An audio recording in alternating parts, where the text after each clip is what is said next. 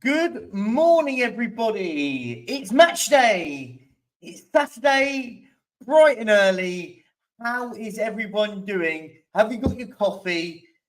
Have you had your breakfast? Strap in. We're going live all the way till 11 in the morning.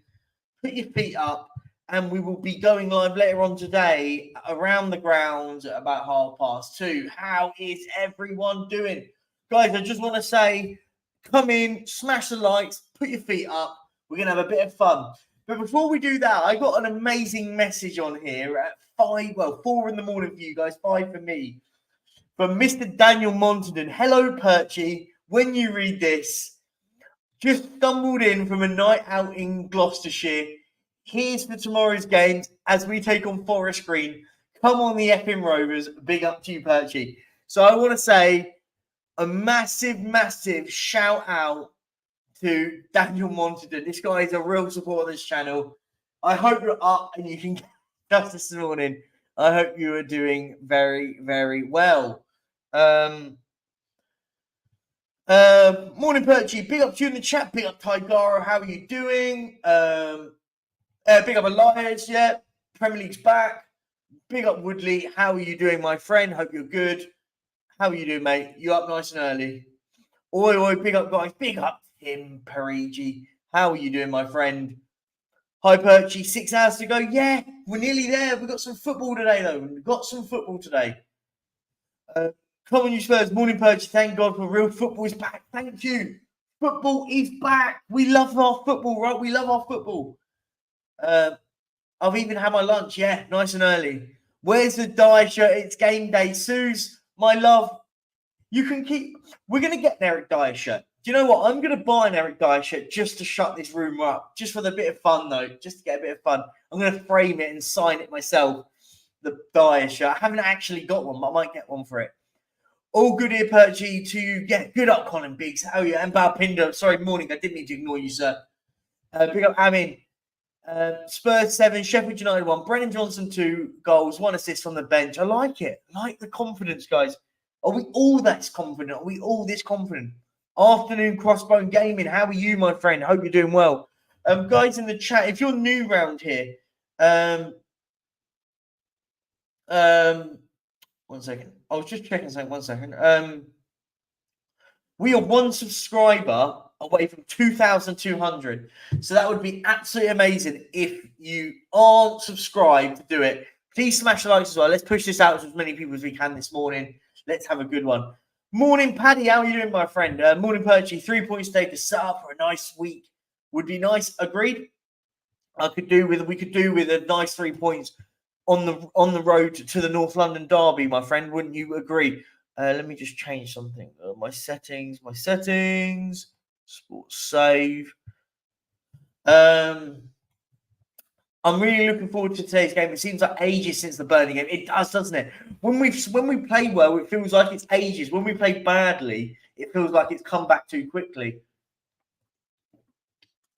Sorry, my throat was really dry there. I do apologise. Question from Tigaro. My mate Tigaro, how are you, mate? Who starts, Johnson or Kulu? For me, Brennan Johnson, but I think he'll start Kulu. I don't think he changes the 11. I don't think I would go Johnson, but I wouldn't die on the hill for it. As soon as my son gets back, I'll get him to sub. Oh, big up, Colin. Thank you so much. Thank you so much. That would be lovely. If we can get to 2,200, it would be lovely. I feel like I've been trying to push to get to 2,200 for so long. It's just forever. I keep going up and down. Like it's like a proper wave at the moment. And big up to the 29 of you that are in here in the house today. Smash the likes. Let's spread this out as much. Let's get straight away, guys, to 30. Let's get to 50 likes as quick as we can. Try and get this to 30. So if you're here, smash that like button. Guys, is anyone predicting anything other than a win today? Is there anyone out there? Let me know in the chat if there's anyone out there at the moment that thinks that we're not going to win. Because I think we're going to win comfortably. I think we're going to win 3-0, comfortable result. I'm not going to sit there and go way over the top and go, oh, we're going to win by 6-7-0. Now, I think we're going to win 3-0. It's going to be comfortable.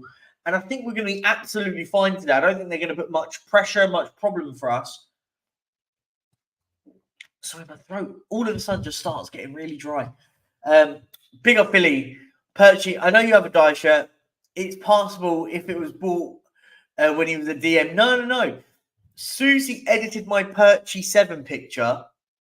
That was me standing on the top of by the when we played Olympiacos, went to Athens, and I stood at the Parthenon and looking over the city on the edge of the cliff. And Susie was very good at editing my picture for that. Let me dig out the picture. I'll show you which picture it was. Hang on, let me find it. Give me a second, and I'll dig this one out for you. Let me find the picture. It was. I've actually got the picture saved that she's on about. Gosh, it felt like it was ages ago as well. It was actually ages ago. Here we go. This picture here. By the way, this is my Twitter account and my Instagram account. So if you want to go and subscribe to it, you can. I don't put much on it, but this is the picture that Susie edited into the dye shirt. So this is the picture.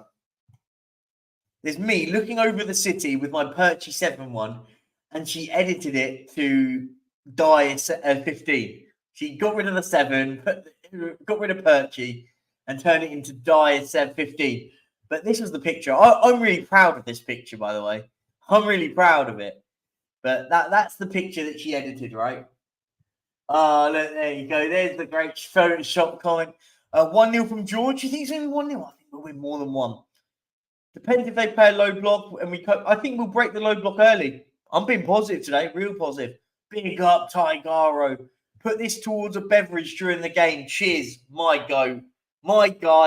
Tigaro, massive supporter to all the Spurs community. Much love to you, my friend. Thank you. You're a top guy, mate. Morning, Perchin. Yeah, morning as well to you, mate. Morning, Philly, my guy. Morning, Tyrell, mate. Tyrell, we need to message me on Instagram if you can, mate. We'll link up. We'll do something for next week if you want, if you're free. West Ham will beat Man City. Spurs will win 3-1 and we'll go top of the league. We're not going to win the league.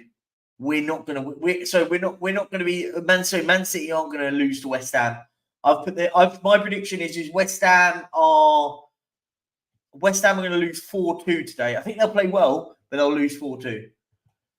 North London derby next week Sunday. Yeah, Tyrell, mate. Listen, hit me up. We'll do something, mate. You're a real supporter of this channel. You're a supporter over on Instagram.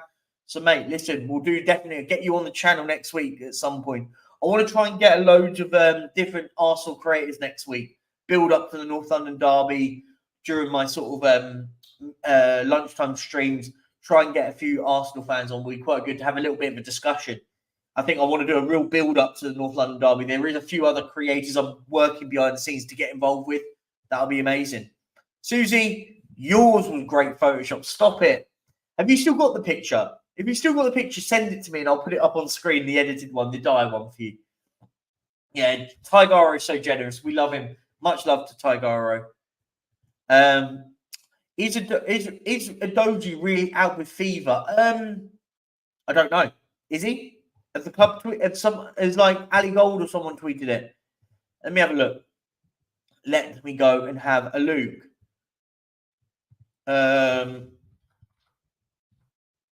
Doji, is it true or is it just rumor? Let's have a look. I haven't read anywhere that anyone reputable has said he might be out with flu. So I'm going to say no, but let's wait and see, right? Let's wait and see. I'm going to say no for right now because I haven't seen anything by anyone credible to say, oh, that's the reason.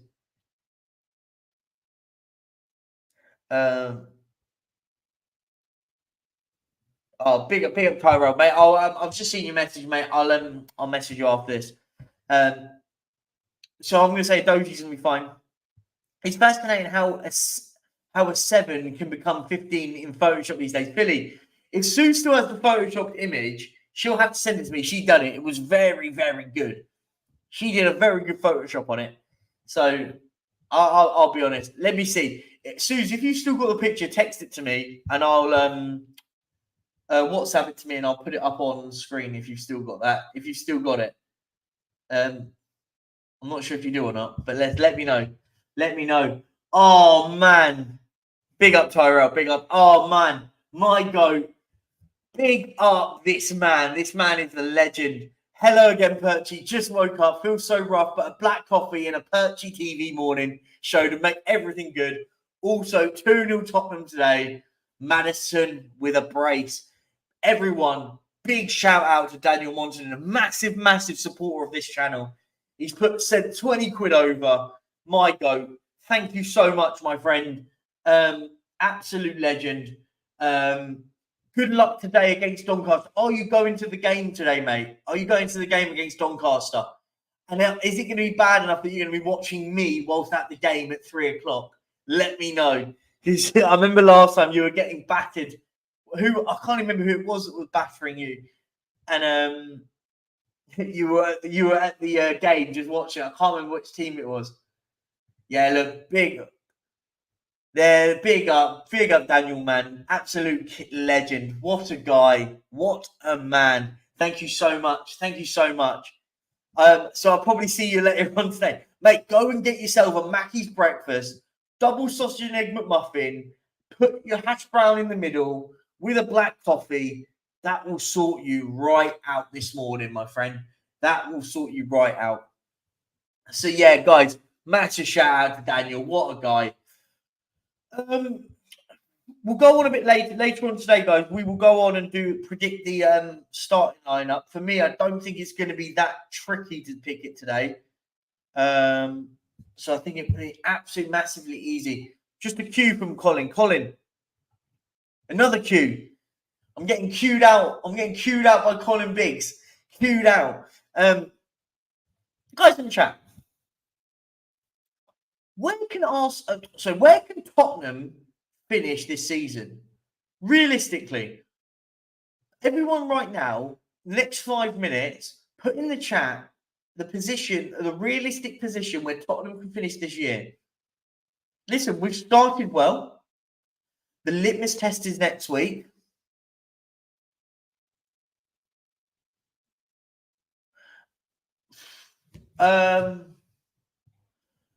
Question poll. Please, clean sheet or no clean sheet? You want me to put a poll out if we're going to get a clean sheet or not a clean sheet today? I think we get a clean sheet today. 3 on the bounce in the league. I'm going to put it out like that. That's my theory. Let me know in the chat, guys. Do you think we're going to concede or not concede today? Do you remember the days of psychology where Ferguson, Wenger, and Mourinho used to spread rumours of injuries today? Today, fans will lose their mind. Yeah, no, that happened all the time, didn't it, Philly? Used to hear about, oh, well, so-and-so's not available, so-and-so isn't fit, and then they go and play, and then they go and absolutely batter whoever it is, right? I think we're going to get a clean sheet. I'm sticking by 3-0. I'm sticking by 3-0. Nah, Dirty Bird KFC for a hangover. Zinger Stacker combo works a treat. Can't get can you this early, right? Can't remember. You can't get KFC this early. You have to wait till midday. I mean, my guy is struggling now. My guy needs food now. Mackey's breakfast, double sausage and egg McMuffin. That will sort him right out. I'm putting it out there. Colin thinks we're finishing 5th. Mark thinks we're finishing 4th. Wishing the game was on at the same time as the Wolves-Liverpool game. Would be 8:30 instead of 12 for me. Oh, big up Crossman. Where are you from? Where are you from, my friend? I'm assuming you're that side. So you're what? Australia? Let me know. Let me know where you're from, my friend. Having thinks we're not going to get a clean sheet. And Daniel's coming with, I remember that. We got batted off at Notts County, yet going to the game, Perchy. Travelled down yesterday. Oh, strongly take your advice on the breakfast Mackey's. Cheers. Who are you guys playing today? Forest Green. So you went out on a night out in Forest Green with the Doncaster Rovers fans. Love that a lot. Love an away day. That's the one thing I do miss since moving to Spain, and I do miss a good away day. My last one, I went to Milan away in the Champions League, but I do miss an away day.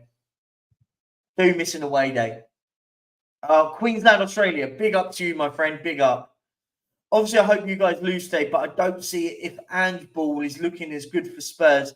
And Sheffield United are just dead. Spurs will win comfortably 3-0. Same as what I agreed, Tyrell. I think we win 3-0. KFC don't do breakfast down here. No, they don't. No, they don't get breakfast at KFC, mate. Not for me. Kuva. Kuva. Do you want to come on, my friend? Kuva, do you want to come on? I'll send you the link. Always welcome to come on, my friend. Let me send it over to you. Always welcome to come on. Even if you can't, I'll send it to you, mate.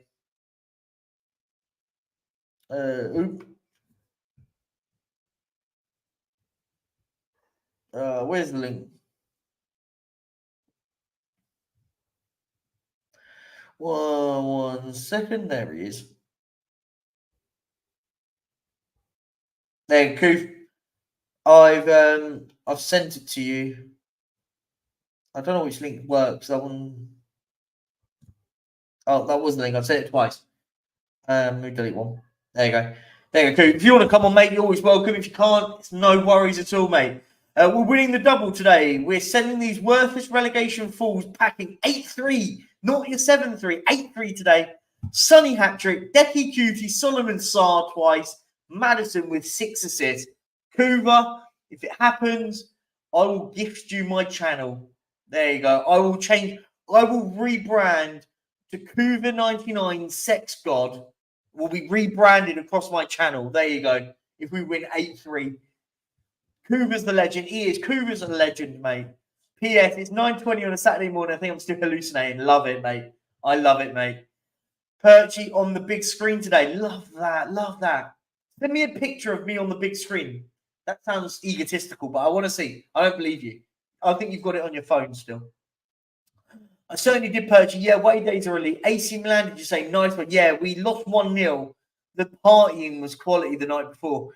I remember I'll give you my story at AC Milan. So I went with a few lads that I know in the UK. I used to go to football with all the time, and they were like, we'll get you a ticket, we'll sort you out, blah blah blah blah. So I flew over from Barcelona into Milan.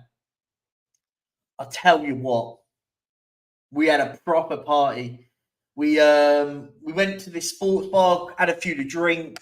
Then we all jumped on the metro we jumped on the metro to another bar. We were trying to find a karaoke bar the night before the game, and yeah, we basically ended up in this bar in the middle of a residential area, drinking away. A proper a European bar, like it was very Barcelona-y, very European. So we were drinking away there until they shut. Pizza shop next door, so we were getting these pizzas in. We're like, we want to go to this karaoke bar. We found one. Taxis booked. We had like 2 taxis filled with like Spurs fans on the way to the karaoke bar. Got in there. Bear in mind, it was like 20 euros to get in each. It was like, oh, really? But we got this massive, massive booth, and we were like, screw it. So we were messaging every Spurs fans that we knew. This is where we are, sending the pins of locations. Get down here. At one point, this whole place was filled with Spurs. Singing Can't Smile Without You and all this. Oh, it was a quality. I woke up with a hangover. Oh, I was knackered in the morning. Woke up with a banging headache. Match day. And then we were then down by the square, and it was a really good event. Good moment. We then lost 1-0. Nothing beats away days, but I really wanted to go to AC Milan because I wanted to make sure I ticked off the San Siro. And if I hadn't have gone to there, I'd have kicked myself for not going. Big up, Rinketic. How you doing, mate? I swear today is Ange's first home game with Spurs. No, we beat Man United 2-0, Tyrell. 2-0 win was that. Kane is in the mud last night. He scored a goal and finished 2-2. Nah, who cares about Kane? Kane's done now. I don't care about him. I ain't talking about him. KFC in America especially is a different animal, but I prefer Popsy. Never had Popsy. Never had it. I just woke up. Yeah, KFC in America is better than England, especially with I miss Popeyes. There's a Popeyes in Barcelona. I've not had it yet. I might try it. Haven't had a Popeyes. One of the days when I was in Barcelona / Frankfurt, I went to Five Guys. There's Five Guys everywhere. Five Guys in every sort of city, right? So I think they're everywhere. They're everywhere. I'm an Angeaholic and I don't need any help. I love Ange Postecoglou. He's an amazing, amazing stalwart. Reason why I do love Tottenham Hotspur at the moment. He is the reason why I've fallen back in love with Spurs. A bit of a game, a little subjective. The top 20 superstars who've never played in the Premier League since 2000 and 2023. Okay, I like this one. Superstars. Okay. Chat, help me out. I'm starting with Maldini.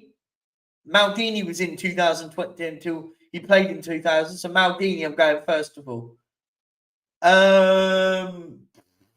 Let's keep going. Well, Messi's obviously on that list. That's an easy one. Tigaro said Mbappe. I'll give you Mbappe.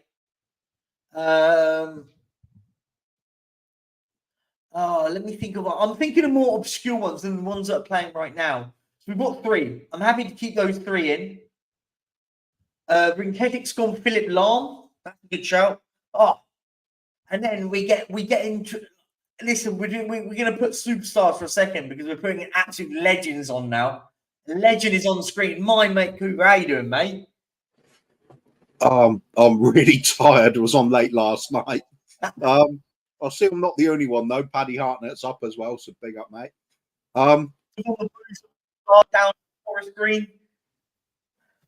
Oh, you were dropping out. I couldn't hear all of that. Yeah, sorry. I was just putting my earbuds in, so it didn't echo. No, I said Daniel was out last night at Forest Green. Forest Green Rovers away. He was on the boozer last night, and he just he messaged me at 4 a.m. on it, as you do when you want to be so early for the stream. As you do, 5 hours early for the stream. Here's one. Tigaro is playing a little bit of a game now, and I'd like to get it. I've put in Maldini, Mbappe, and who's the other one that we just said? Messi, obviously, yeah. Any superstars that have not played in the Premier League? Ronaldo, number 9. Ronaldo is a great shout. Yeah, very good shout. Ronaldinho. Zidane. Yeah, Ronaldinho, yeah. Zidane is a good shout again. That's a great shout. Sergio Ramos. Rinketic's got Stinging Nettle's got a good one. Lewandowski's a good one. Yeah. Iniesta, Xavi. Yeah. I'll just, well, it's a bit unfair, just pick all the Barcelona team from that great Rinketic's Barcelona good time, shout. yeah. Javier Zanetti. Yeah.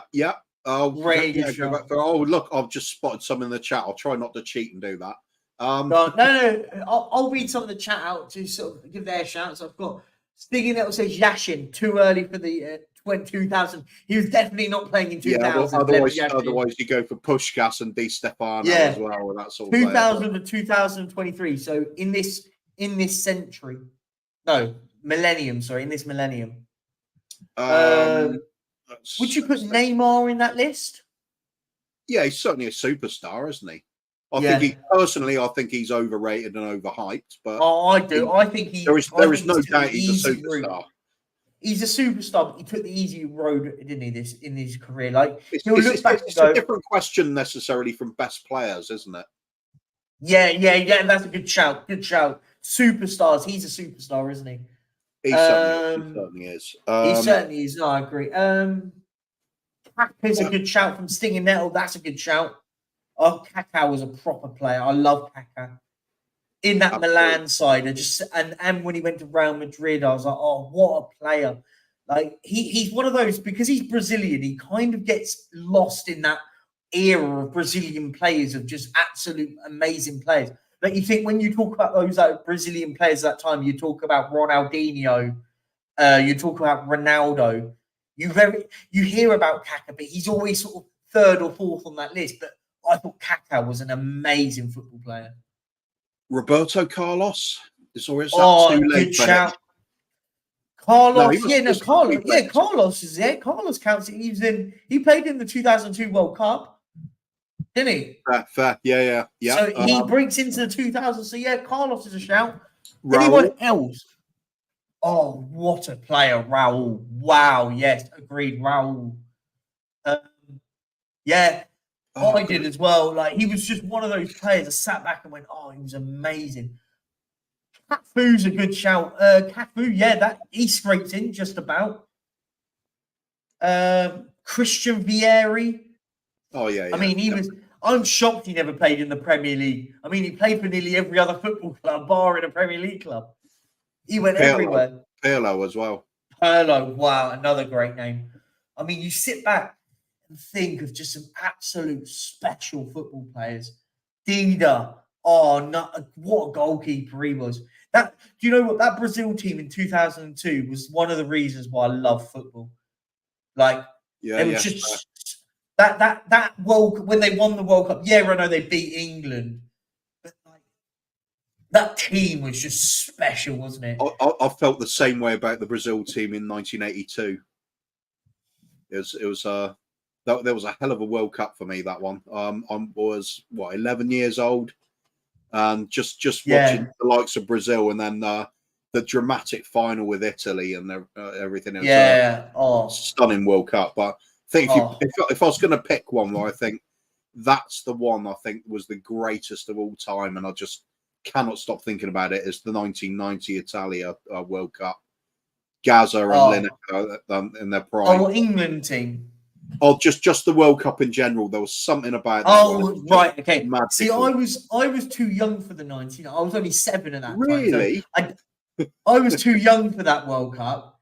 So, like, the first real World Cup I watched was the 2002 one. 2002. France 98 was like, I remember having this like a little T-shirt of me in a France 98 one, but I was too young to sort of appreciate. Again, I was only 6. So I was old enough to sort of go, I can appreciate. But the 2002 one, I was 10. And I remember going to primary school. This is a story. I remember going to school because it was played in South Korea and Japan, wasn't it? They basically put on the projector in our assembly and allowed all the kids to go in really early. All the kids got into school really early to watch it. And all the games we used to watch there, and we watched even that whole World Cup when the England games were on. But that was the first World Cup I went, wow. And it was the first World Cup game I got. Yeah, I love it when the school's got the sense to realise it's such a big occasion. They don't want to miss out on it. It's an experience, isn't it?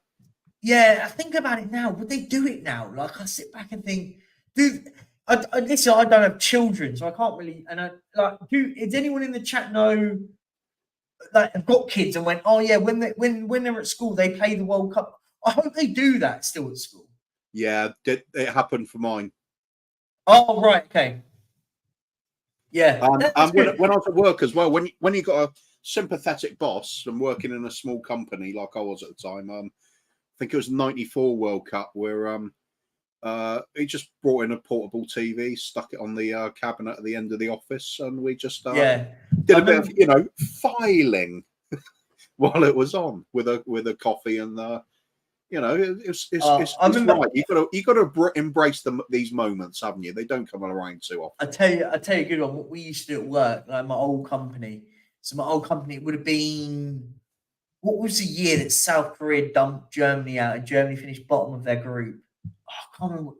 It must have been. It would have been the last one. The last World Cup was last year, right?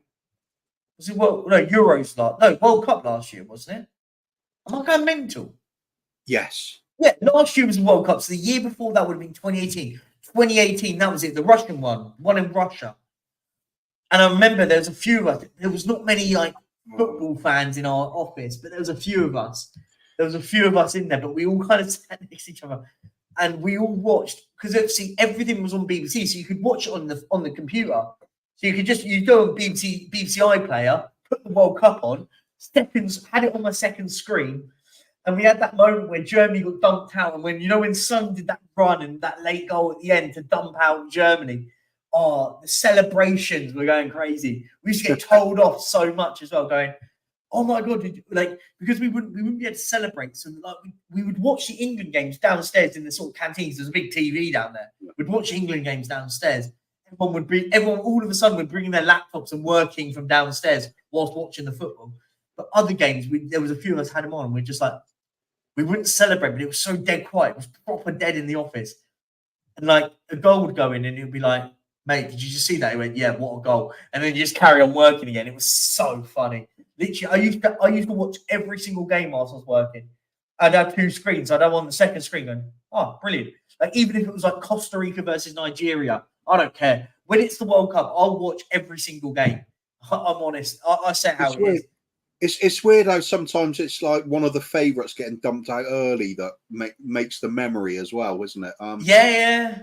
Seem to remember Spain getting knocked out early group stages on one of them as well, and everybody was thinking that was the year after. That was the 4 years after they won it. Yeah, so yeah, it was weird.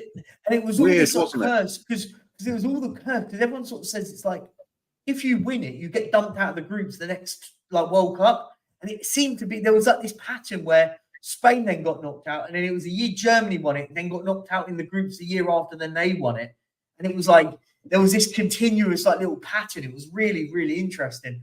But yeah, no, you're right. Like, what was the biggest memory of the last World Cup for me was Japan in their group. Oh, do you remember that? I've got to admit, I boycotted it. Didn't watch a single game. Oh, but last year's one, there was in Germany. There was a group. It was Germany, Spain, Japan. Oh, can anyone remember the group? I want to say Costa Rica. I think Costa Rica are in there. And it was one of those that everyone went, oh, well, there you go. The group's already decided that it will be Spain and Germany are going through in that group. It's obvious. And there was a moment in it where Costa Rica and Japan were at the moment going to qualify in the final game.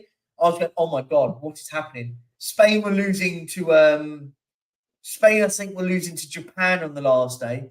Germany were losing to Costa Rica. And you went, oh my days, this is happening, right? This is going to happen. We're going to have two big boys out in the group stages. And then it all went full. I think it was Germany then got knocked out because Japan had knocked out. I can't remember which way. No, I think it was Costa Rica playing Spain, sorry. And Japan were playing Germany. But Japan were beating Germany, which were knocking them out. Oh, honestly, the World Cup, I love the World Cup. Next one's going to be in America, though. The only thing with that is I'm sitting there like, what time have we all got to wake up to watch it? It's like, a bit ungrateful of Japan, isn't it? After all that, their World War II buddies and everything. Yeah. Oh no! Here we go. We're making political. No, I always have a laugh about that sort of things when it's internationals. Why not? Yeah, definitely. Now, do you know what? Like international football, it's one of those. I know we moaned about it. It's funny, isn't it? We've been moaning about it for the last 2 weeks, but when it's tournaments, I'm like, okay, do you know what? I like it. Tournaments, I like it. When it's, big up Colin, by the way. Thank you so much. Yeah, when it's tournaments, I'm like, do you know what? I get behind tournaments. And it's more like the sentiment of a tournament. I love it. Like, you sort of just go to a pub and you can, like, I remember me and my mate, they always have that, there's always that one day where 4 games are on. One starts up really early in the morning. The last one finishes off in the evening. I remember we used to always have that game when there was 4 games on. It'd be like, no, we're getting to the pub and we're staying there all day. Like, literally, we will watch all 4 games. And the first one is always like an Ecuador versus Nigeria or an Ecuador versus Senegal. And you're like, oh, screw it, we're watching it. I think we went to London this year.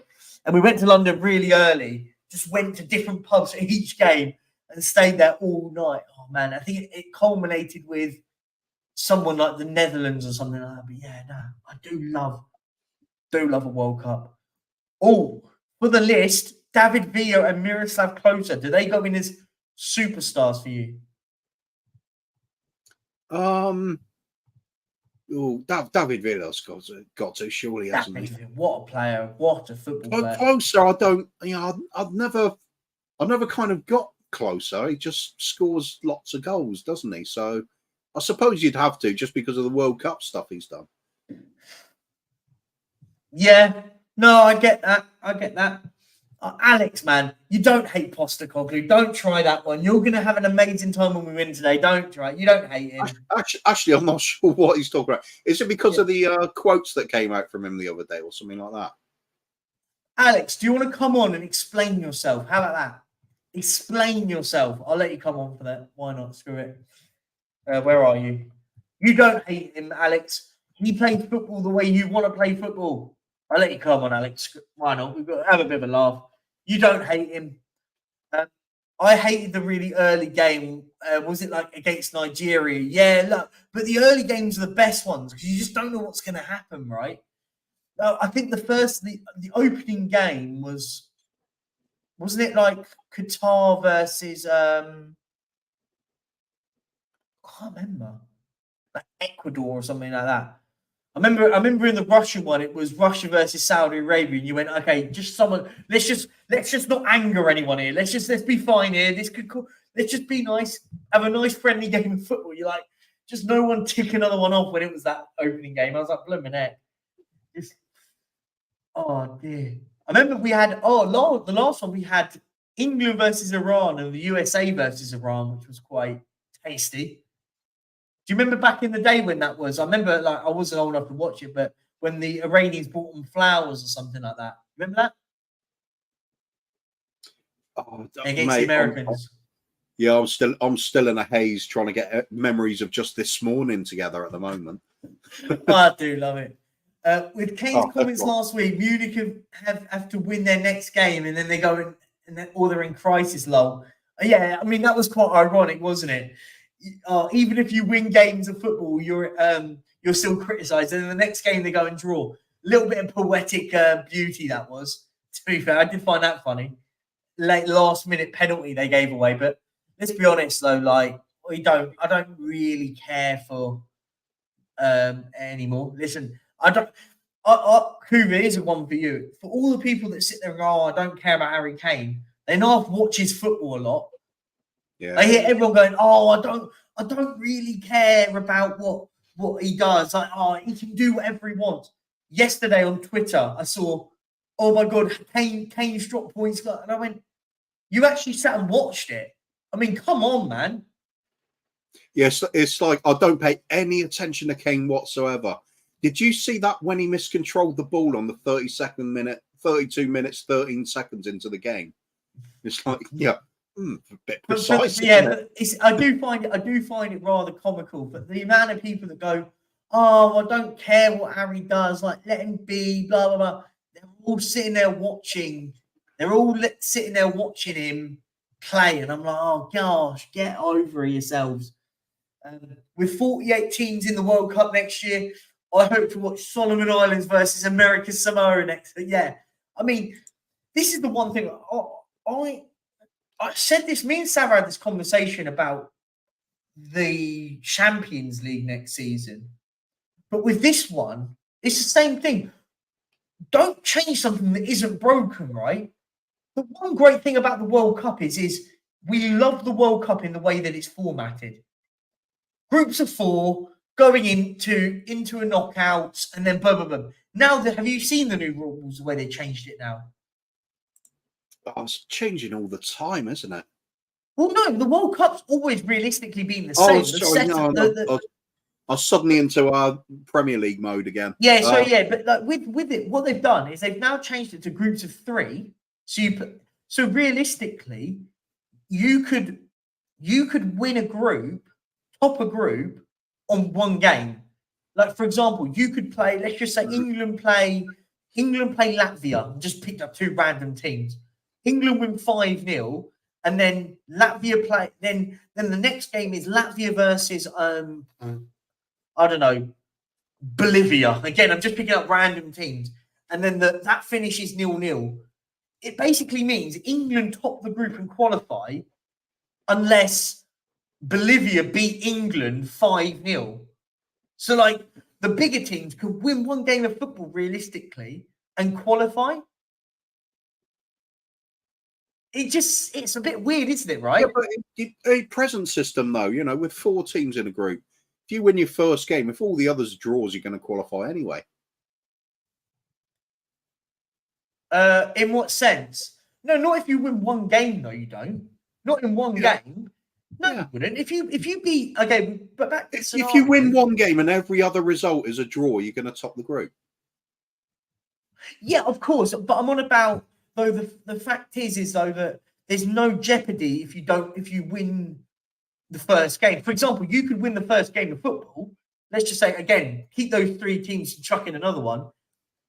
Even if England won the first game 5-0, they could lose the last two. If you win the first game, you're definitely going through sort of scenario type. Yeah. That's what I mean. Yeah. I mean, in this current system of the current system of the World Cup, if you win one game, you're basically a draw away from qualifying, right?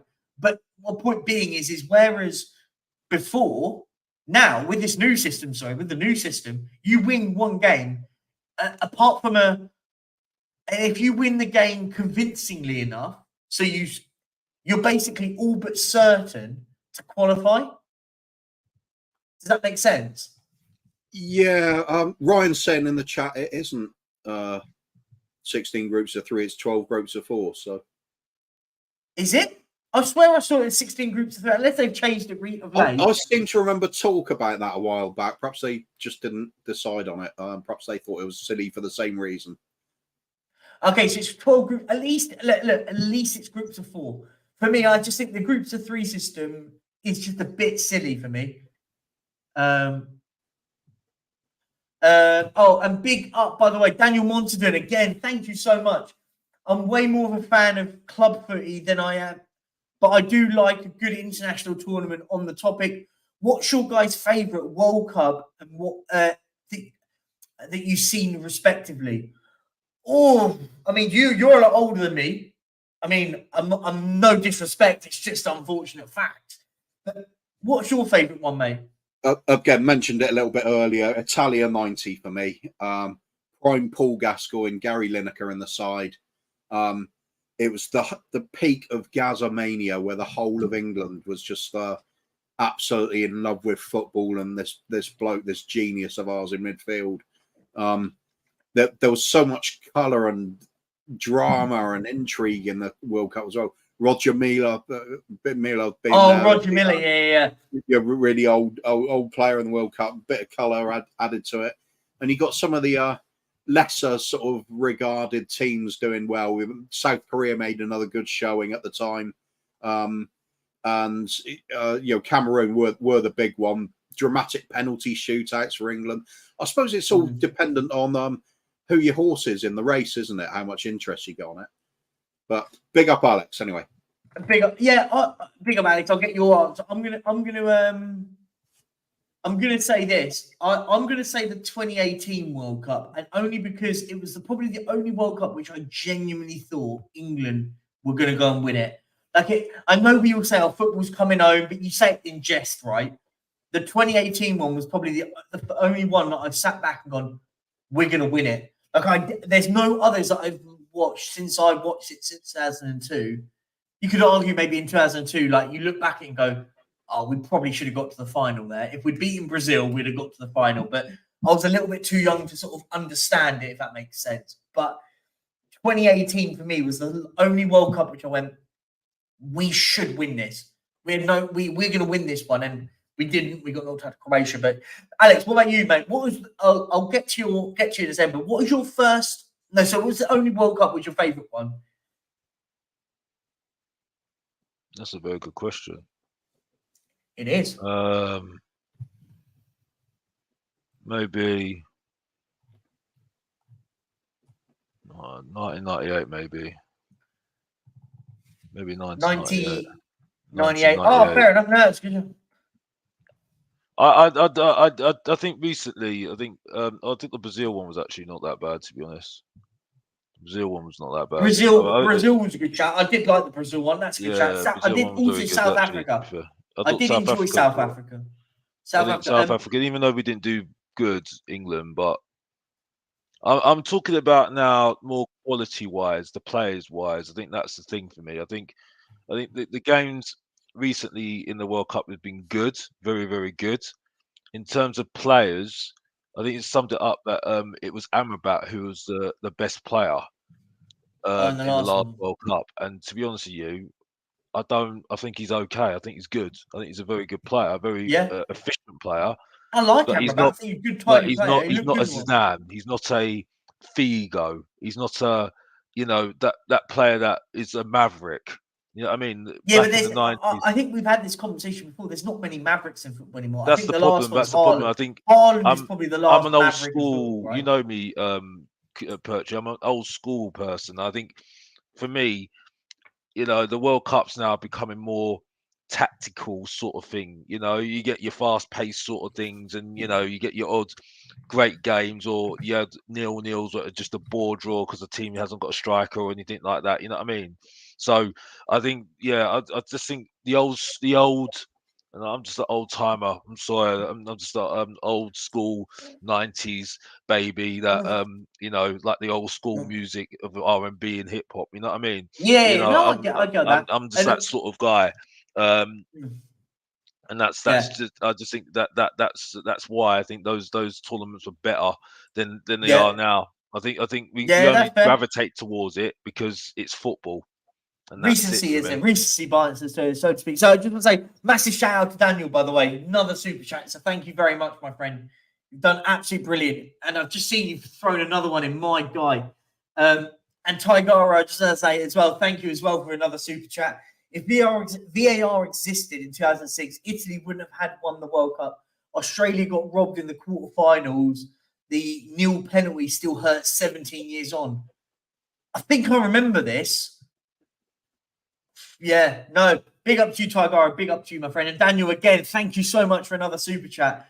Just thought I'd stick a super chat in whilst Mr. Box Office is here to get my 5 minutes of fame. Big up, Daniel. Absolute legend. Thank you so much for the super chats. Genuinely means the world. Let's slightly move on. Alex, you hate Ange Postecoglou. Talk to me. I want to hear this. I want to hear it. Well, I blame the fans because the fact is, I need convincing by this guy, and I think yesterday kind of convinced you, summed it right? all up. Yesterday come and summed it up. The thing is, though, again, I'm glad Coover's on here. We've had conversation about Ange. You love him, absolutely love him. Absolutely. I've said my piece. Do you have a problem with me? No, of course not. No, because you understand it from my point of view. I was actually coming down to what Hoover was saying. I speak to Asthmatic. Big up to Asthmatic. Yeah, I make fun of it. I have a bit of tongue in cheek saying he plays FIFA, but he's the best person on YouTube all day long. Yeah, right? Because I love him. Absolutely love him. Yeah, have a conversation with him. I say what I said about it to Kuva. He hasn't got a problem with me. I actually was going to go to his side because he actually understands it. And we have a very good football conversation. Yeah. Paul, who's known we have a good Ange conversation for with football, 20 years. 20 years. And then I have a conversation with him. And he says, why has everybody got a problem with Mr. Box Office, the main event, the Professor of Truth and Entertainment, the ratings killer? Why have they got a problem with him when he's just telling his truth? Okay. And that's him known 20 years. Then I go on the stream on Alan's, and that's not having to go. This is not having to go at Alan at all, yeah, because he does support Mr. Box Office. But then I get people. There was a. Oh, I don't want to say but this guy, he says, "Why you're not a season ticket holder? If you're a season ticket holder, you hold away from the Tottenham stadium because I don't want the negativity at our stadium." And I was sitting there thinking, so you're going to go down personal levels to make your point. And then it's like sitting there thinking, well, you're only making me even more say, you know what? I hate him now. You're just ramming it down my throat now. You're ramming it down my throat. That's what you're doing now. You know what I mean? What's been rammed down your throat? Ram it down your throat. Oh, you support Ange. And I'm like, well, the way you're saying it, mate, is like I'm starting to hate him now. I get that. It's like a movie. It's like if someone rams it down your throat every single time. This is the problem with Spurs fans. They don't realise if you start ramming it down people's throat, you just think, you know what? I've had enough of it now. I'm fed up of it now. It's the difference between being encouraged to do something and being forced to do it, isn't it? Exactly. Yeah, that's why no one's forced anything. Bro, we're getting forced because even Sava, who to be honest with you, big up to his charity stream, but I do regret going on it. I do regret because we haven't had the conversation yet. and that's where Kuva understands. Well, I'm not bringing you in, Kuva, by the way, but you know Alex. No, You know that's Alex. fine. I will You know- defend your point of view all day long, mate. You know Alex, yeah, and Alex is a very personal guy, yeah, and he's got Yeah. morals, yeah, and like I said before, yeah, I had a beef with Sean, and Sean personally called me up, and we had a conversation, yeah. Sava promised me a conversation, he's never done it, yeah, Okay. and that's not having a dig at him, that's just being honest, yeah, because Sean, who I had a beef with, called me up, and we had a conversation. That's why I respect him, because he didn't need to do that. Yeah, that's a man talking to me like a man. Yeah. So this is the point. When people ram it down your throat, it's like sitting there thinking, you know what? And I've spoken to my dad. I've spoken to my dad about it, and he said, "Alex, you're saying the same. Alex, you're right, because we're just desperate. We're just desperate. We're literally desperate." And it's not even blaming. It's not even blaming Ange. It's just like he's even said what I'm saying. So Yeah. I'm sorry. It's the That's football just thing. Surely that would be the Alex, reason why Alex, you want to support him, you're right? just desperate to find an angle, mate, to create. oh Nick, create I'm bored. I'm bored of you, brother. It's like AJ in the chat. It's like AJ in the chat. It's like AJ in the chat. I'm bored of him. You know what I mean? What are you going to say, Kuva? For breakfast. What are you going to say? What are you going to say, I was Kuva? going to say it's a football thing in general. We get if you have a different opinion to anybody else, then you generally get attacked. It's not a conversation people want. It's like, no, you're wrong. You're an idiot. It's that No, happens. yeah, so no, often. I don't agree with that. Opinions, right? Listen, I will sit there and debate with you Alex, all the time. I'm just saying that's the sort of culture we have at the moment. It's rife in all clubs doing it. Yeah, all of course. doing it. But People give it large on on Twitter, especially, and it becomes really sort of unpleasant. It's very difficult to find many streams or conversations anywhere where somebody can have an opposing opinion or even a step back where they're not quite as fully engaged as somebody else without them being, ridiculed by others or pointed at saying you're wrong, mate. And I get where Alex is coming from, because Alex wasn't anti-Postecoglou. He was just, let's wait, and I want to see for myself over the course of time, and I'll make my opinion. I get that, but the hate, like for me, like I don't hate many people in life. Like hate for me, it depends on the sort of gravitas on the word, right? For me, like there's not many people I hate. I dislike people. Blah blah blah. Oh, bye, Barry. He's just gone. I think when you use eccentric words like hate, that will invoke a reaction out of people, right? I think that's the key bit here. I understand where you're coming from. You don't hate him. What you hate, this is it. You don't hate Postecoglou. You hate a collective that basically use the go over the top. But listen, that happens across all fan bases, right? Not just Tottenham. This isn't just Tottenham. I say this all the time. It's about using the word superlatives. We use superlatives in football nowadays, but we never used to before. But in the same breath, Alex, you're all equally using a superlative to define it. I'm just sort of breaking down the argument here in this sense. Like for me, we all sit there and go, after a couple of games, a player is world class, or a bad couple of games for a player and he's awful. Most of the time, they're in the middle. They're an all right player that are on bad form. Most of the time. Same with the manager. Like when I'm seeing people go, oh, we're going to win the league. Like, I'm like, well, no, you're not. You're being super sickly, toxic, positive for the sake of it. Equally with the same people that go, we're going to go get relegated. No, we're not going to get relegated. We're too good to get relegated. So it's all about balance, right? I haven't got a problem with people getting excited under Ange Postecoglou because, listen, I'll say it now. I'm excited because do you know what? I hated football last season. Kuva, you'll agree with me on that. The football last season was absolutely awful. And literally unwatchable. It was unwatchable at times. Now I'm sitting there going, do you know what? I'm loving this. The Brentford game was the first game of football for about 2 years I watched from minute 1 to minute 90. And I'm being genuinely honest. There's times when, I've had it on, and I'll basically, when the commentator's voice starts elevating, I go, I'll watch it now because something's about to happen, right? They go, oh, it's sun down the wing. Okay, cool. Let's watch it. This first game, these games this season, I've watched it all the time. And as someone says in the chat, yeah, it's as Billy said, it's all about balance, right? It's all about balance. Yin and yang have to be all balanced there. So what my point being, Alex, you don't hate Postecoglou, you hate the eccentric, extreme positive views that are shown by individuals, right? No, it's not. Listen, you can have an opinion. It's not opinion. It's good to have different opinions. That's fine. Yeah, I'm not going to get into that. It's just making me. It's just making me feel. And to be honest, yeah, I'm not going to get into this dictionary thing because we're not going to get into who's got the best vocabulary here. That's not where we're going to go here, right? The point is, I just think for me at the moment, I don't like him anymore because I'm getting fed up of hearing it. I'm just getting rammed down my throat, and that's why I felt yesterday. I mean, I think it summed it up, and it's not having a go at this lady, right, Kate, when she made that statement. I sat there and thought, and then the guy said, "Well, we just need to support Ange now," and I'm like, "Okay, you just now told me now. I'm not going to listen to you even further now. I've just completely gone now. Yeah, just I'll be completely honest, I gone." don't know what's going on. So I don't know what happened yesterday. Yeah, But Perchy, don't worry about it, bro. Don't worry about it. You're not having a go. It's not going to go back on you. This is coming from me. Yeah, but I mean, I'm only honest.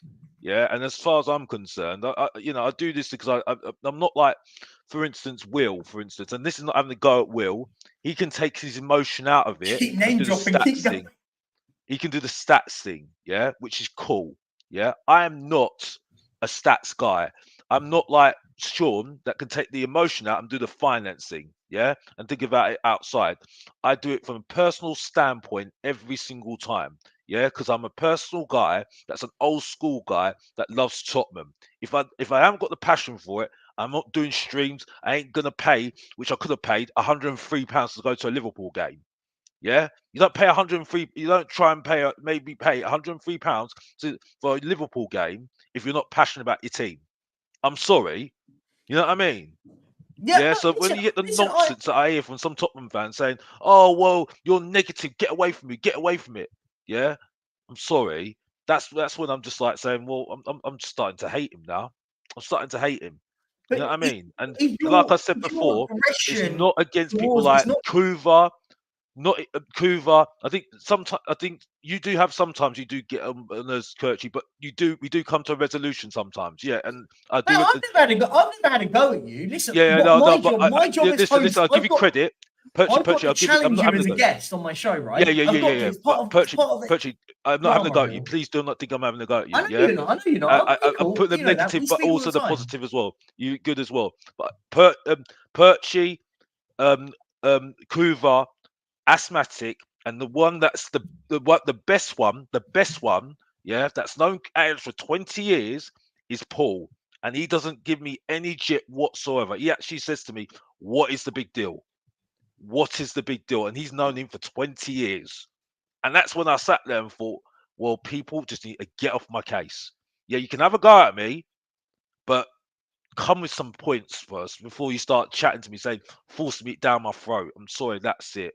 So That's what I'm when saying. you say force what down your throat, because the thing, look, I'm just saying it. You're going to the game today, right? I'm assuming, right? Yeah, yeah. You're not going to be. You're going to want to see the football. And listen, this is just me challenging your. Listen, Yeah. park other people's opinions for a second. This is your opinion. I want to delve into it. You won this style of football, right? You agreed with everything about this style of football. Yeah, listen, You I've can't said, see. So wait, no, wait a second. I'm just saying. So we're yeah, parking other people's opinions and stuff. And if you feel personally people going over the top, that's fine. They're allowed to do that. They're allowed to do that. Let's park that. You don't hate Postecoglou at all. no, In fact, you love Postecoglou because he gives you what you want. You hate the idea right now that he is being put on a pedestal that you think too soon, right? Fair? yeah. I mean, I don't think it's a case of regardless whether I say hate or dislike or whatever. I think it's just a case of is that I think the symbol Postecoglou. Like I said, I think we've been playing the best football since Poch. Yeah, absolutely fantastic. Yes, but I think it's like I said before. I look at the long-term view, then the short-term view, and that's it. Yeah. Right? There are certain things that I need to see and see this club go through before I can see this project going as one. You see what I'm saying? Like the Brightons, like have carried on the project for how long, and then move, and developed and become the club they have been. You see what I'm saying? There's been other clubs like Brentford, for instance, who we're trying to follow. Yeah, this is again something that I am working on because I at the end of the day, Mr. Box Office needs to give you some story time with Mr. Box Office, and I'll explain to you why I've got my thoughts on this, because I can't do it on a stream like this. I need to do it on a video. But the point is, is that for me, it's a long-term view whether this is going to carry on, because I was broken when Poch left. Yeah, and it's not because of just the Poch, it's the whole thing of Martin Jol and Harry Redknapp. Yeah, Martin Jol, I loved. I thought he was very good. Got rid of him at half time. Didn't get it. Yeah. Harry Redknapp, that was another one, right? And then the Mauricio Pochettino one, and then getting Mourinho in. That's the two. It's the two. That's when I said, sorry, I don't know. I don't get this, and that's when it killed it off for me. Yeah. And then that's when I just thought, no, I don't trust this anymore. Yeah. And since then, I've been indifferent for so long. Yeah. Right. I didn't think we're going to get to this point of now we need good football. Yeah. It was only when we got in Nuno, which we promised us we wanted good football. That's when I started to think again, what am I trying to believe in anymore? You get what I'm saying? I got disillusioned. And like I said before, it's going to take time for me over this period now to start realizing now we're moving forward, and it needs time. And that's what I'm saying. It needs time to breathe. You know what I mean? I need to see it long term. You see what I'm saying? So it's not me jumping on the bandwagon. No, I'm not. I'm never going to jump on the bandwagon. I'm saying because of that embarrassing season and how many years of disillusion I've had, and because of the embarrassing season we had last year, which was embarrassing, I'm saying, okay, convince me. Give me a chance to get to know Pochettino rather than doing research on him and getting even more hyped up myself, right? Which he said himself in press conferences, by the way, right? Yeah. And then I will then I'll get on board, yes, like I did with Pochettino, because I didn't believe in Pochettino when he came in. See, and I don't know with what that. With that, I disagree with the research. I just think more as a YouTuber, it's my duty because I've got to put content out, so I need to do research on. I get your perception, I get your point about it. I do get it. I'm not having to go at you on that. For me, just as a YouTuber, like it's my I feel like it's my duty. If we're linked with a player, like when we were linked with this Croatian lad. I mean, honestly, I did 2 hours of doing as much digging as I can to put out a video. But like, it's more like in the sense of like, it's that side of things. Like with Postecoglou, I did load of research on him and went, do you know what? Everywhere this guy's gone, I love the way he speaks. I think the way he talks in press conferences is very, very relatable, and I can get on board with that. Paddy, big up Paddy, by the way. Big up question for you, Alex, here. At what point will he change your opinion on Ange Postecoglou, and what will make you change your opinion? When he's had a bad run, I've said this how many times? When he's had a bad run, here's a question mark. Someone made a good point about this the other day. I get your point. What if we don't get a bad run? What if we don't get a bad run? What if, let's just say, I'm not saying it's going to happen, and you're going to start going, oh, you're going over the top, Urgy. What if we do an undefeated run and we do an Arsenal? I'm not saying we will. I'm just saying, what if? What if we go on a run of form where we don't lose a game of football? He won't get his bad run of football, right? Yeah, I say this. Okay, the first rule for me is like there's a few things that I need to see. Firstly, if he has a bad run. Secondly, he needs to survive the 12 months. Okay, because no managers for the last how many years have survived the last 12 months. The next one would be, whether we carry on the same strategy, and keep moving on the project as well. Because we've seen how many times that it's fell off. And example is Manchester United. They've got bad owners at the moment, and look what's going on there at the moment. I'm not saying they're doing badly. I'm saying they're all over the place at the moment. They're all over the place. But look at the season that I had before. You see what I'm saying? You Yeah. see what I'm saying? And they've had the history of winning stuff. You get what I'm saying? So again, Alex, sorry, I don't mean to interject, but is your problem is not with the manager. Your issue's with what the board do to support this guy. So this is one of those where, but this is where I've already stood by. I agree with you. But this is where I disagree with you, is that I don't bash it on the manager.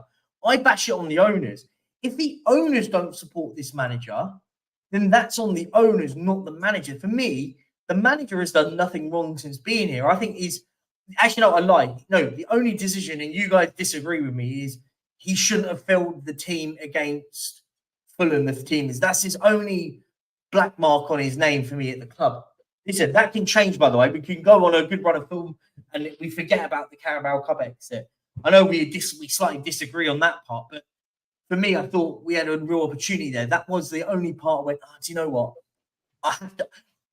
For me, out of respect to myself and not being a hypocrite, if I sat there and went, oh well, I didn't mind what he did against, Fulham, then everyone would go, well, you absolutely castrated Conte for doing that. I'm not that person, right? I can't sit there and go, okay, well, I castrate Antonio Conte because I didn't like his football. I can't then sit there and use the same situation to then not have a go at Postecoglou. Postecoglou at the moment is early, so he gets a bit of time in that sense. But so is your problem, and I get it in the sense that it is probably true, but surely is your issue at the moment not with the manager, but with what the board do to act upon what the manager wants? It's not that. Listen, I think the whole thing has to work as an entity, regardless whether you like the manager or not. You get what I'm saying? And I think where I have my problem with Tottenham at the moment is that you take somebody out that cog of the triangle, which I keep on mentioning, which I will explain on my channel, right? You take something out the cog of that triangle, it just collapses. You get what I'm saying? Whether it's the manager or behind the scenes, and that's it. And that's where my issue is at the moment. You see what I'm saying? Now, I think for me, he comes across like someone that has got a personality and has got a lot of things about him, yeah. And he believes what he believes in, and that's it, right? Now, I've got no doubt about that, but I just think it's just long term view. Is this going to continue this good vibe, whether it's bad times or not? That's what I'm saying. Or if we don't achieve what the board want him to achieve, you get what I'm saying? And I think that's where I have to have my long-term view. And I think it's just I'm just not on board. You see what I'm saying? I'm just not on board at the moment because I just need to see that long-term sort of thing. You see what I'm saying?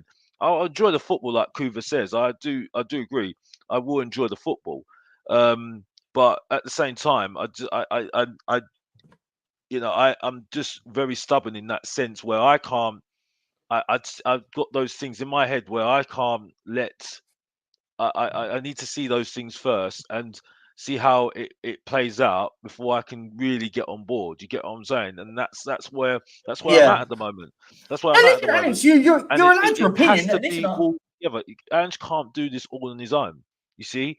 Of It's course, an example like Bryce. But my argument would be that's where I don't criticize the manager for it, right? It's never criticizing the manager though. It's not criticizing the manager. I just think it's just the reason why I've said I hate the manager is because the fans keep on ramming it down my throat. That's when I said I'm fed up of it now, and I'm getting opposed to him now because of what. I get this. So the way I'm reading it, and you're not the only one like this as well, Alex. That's the thing. Scott M as well, lovely Canadian bloke, but he takes so much flack for his views that he puts in the comments section about, Ange is a fraud and things like that. I get, because he's another one like me, like yourself. He was also broken over what happened with Pochettino. Absolutely got this huge mistrust and dislike for the board and the way this club does things. And it's very difficult to get that belief back. And I've gone through the wilderness as well the last 4 years, hating the football, don't see a way forward, don't believe in anything the club's doing. And you can't just suddenly snap in out of that. Well, I've forced myself to, but otherwise I would be pretty much in the same boat as Alex and Scott and thinking this club's not going to do anything. We're going to sack this manager before long anyway, and it'll be back to exactly the same thing as usual. The only difference for me is this season, I've had enough of feeling like that for 4 years. So Agreed. I'm forcing I'm in your myself camp. to put on I'm the, in your camp, Cooper, I'm, on I'm that. putting I on, agree. I'm putting on the hooded robe and getting in the Ange cult of positivity, Yeah. and I'm just going with it regardless. So No, we're listen. definitely winning the double. Nothing else matters. I love And it. I'm at the front of the train, and I'm shoveling coal in there as fast as I can. This is great. I just can't do it. It's my own mental health I'm saving by doing it. It's horrible being so upset about your team for so long. It really is. But I can And I come get it. close. Yeah, I can come away yeah, from football. just I can come away from football though. I can take myself away from football and think about this is Alex, yeah. I can take myself away and think about my own priorities, which are more important, right, to me, right. That can deal with that, right, and then come back into this and say, you know what I mean? This is the difference. Some people use this as a way to escapism, which I do, but I do it in a different way to other people. That's the thing. That's they think that's what. Sorry to interrupt you, Kuva, because I have absolute respect No, for you. it's I do cool. It's cool. apologise. But it's just like that's the point I'm making. You see what I'm saying? But I get where Kuva's coming from because we've had conversations about this, and this is where I'm more leaning towards what Kuva's saying. I would be more on Ange for Ange with Kuva, Asthmatic, and even Paul, because they come from a situation where it's like because you got Paddy Hartnett in the chat and he's just saying, "Well, you're too about the owners. You're too about the owners. Too about the owners." I'm like, no, it's like no, it's not a case of that, bro. You're not listening. You're not listening. You get what I'm saying? You're so wanting me to just say what you want me to say, yeah, that you're not thinking. Well, maybe this is the way. Just let it be. You know what I mean? And that's it. And that's where I've given up, and I don't really care if people calls me negative. I don't care. Yeah, Yeah, I'm still going to that's be Mr. fine. Box Office, the main Hey, I event, the get called pursuit of truth negative and all the entertainment. time, and I think I'm quite positive at the moment. But listen, what I would suggest, I'm just want to pick this apart. Like, this is where I feel like it isn't. Where you're saying nothing that Ange has done so far is different from any previous Spurs manager. Well, yes, it is because I think the style of play is a lot better. Listen, yeah, we did That's win where I stuff. don't agree. That's where I don't agree. Yeah, I agree with you, Perchy. I don't agree with Elias. Yeah, I think that's what I mean. rubbish. But as I said, good start is just a good start. Yeah, but it's the, and you're gonna hate the word, the culture and the way that we're playing stuff. We've actually got a manager that we can get behind. Like, listen, I know, listen, Pound, before you jump me. I feel there's something about Postecoglou, and I think Kuvi, you'll probably agree to a certain extent what I'm trying to say on this part. There's something very likable about him. There's something very bloke down the pub that I can very much get behind. He's the sort of guy I can go, do you know what, Ange? Once you finish your shift here, mate, do you want to go down and have a pint down the pub? And he'll go, yeah, sure, let's go down the pub in his really cool, sexy Australian voice. Whereas I felt like with other managers, like a Conte or a Jose, I was never very fully connected with them. Ange just come in and I feel connected to him. And that's the difference. Yeah, we're talking about just on-field performances. Yeah, there's other managers that have won games of football. There's other managers that have won games of football. I've got no issues with that. I get it. But this guy, I just believe in. Listen, I get it, Alex. I get your point. You need to you need to trust in the whole. You're very much Tottenham. Whereas I don't trust the people at the top, but I trust the manager. Does that make sense? Whereas I think with you, Alex, and I'm actually defending you here on this point, where people misinterpret what you say. For you, it's about the collective. Yeah. So for you, you put Ange, the players, the board in the same boat. That boat has to go to the right destination for you. I do look at it like this, yeah. Poch should have walked all that time when he was getting, because that's what top managers do when they don't get what they want and they're getting played out like a fool. They just walk, yeah. And I think if Ange is going to get the same treatment, right? When for me, if he's going to get the best out of his squad and doing the things that he's doing at the moment, I think he needs to get respected, like Klopp got with Liverpool. Yeah. I mean, if he doesn't get respected, I think Ange just needs to say to himself, mate, you know what? I'm done. You know what I mean? No, And I that's get it. what I get it. I respect managers that would do that. You see what I'm saying? Because that's what top managers do. And this is where I have a go at people like Pochettino.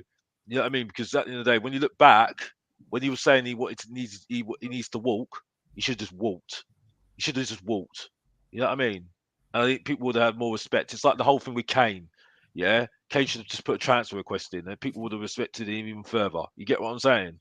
You know, it's just if you feel you're not getting what you deserve after what you've done and stuff like that, you should do the best thing for yourself and just walk yourself and just go for it. I understand managers don't do that because they want to get their pay at the end of the day because they're not going to get paid back. You know, they're not going to get their severance pay. That's understandable. I get it, but yeah, I just think just at the moment, I just need time. I need time, and that's the point I'm making. No, I'm listen, sorry I'm I talking get too that. much, And but I'm trying to explain. This is why I need to do it on my channel. You see what I'm saying? But yeah, this is the thing. we'll have to have this debate on your channel. We need a It's not my debate. I need to explain myself. We need to have a explain myself on my debate on your channel. channel. And I do Listen, you need apologise to to get me people that on. haven't done it, but like I said, Mr. Box Office is a simple into Alex, and Alex has got a bit busy life, unfortunately. You know what I mean? So that's all I'm saying.